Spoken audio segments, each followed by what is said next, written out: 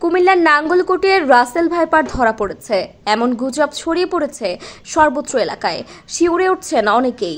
বর্তমানে প্রায় সারা দেশে ছড়িয়ে পড়েছে বিষধর রাসেল ভাইপার।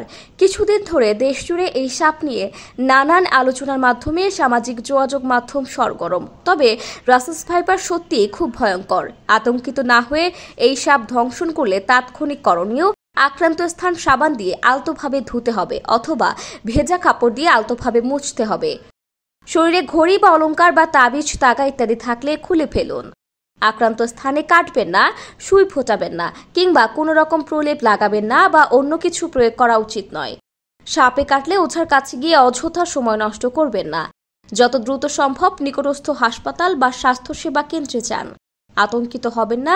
রাসেল ভাইপারের বিষ প্রতিষেধক বা অ্যান্টিভেনম নিকটস্থ সরকারি হাসপাতালে বিনামূল্যে পাওয়া যায়। জনস্বার্থে বর্তমান টিভি।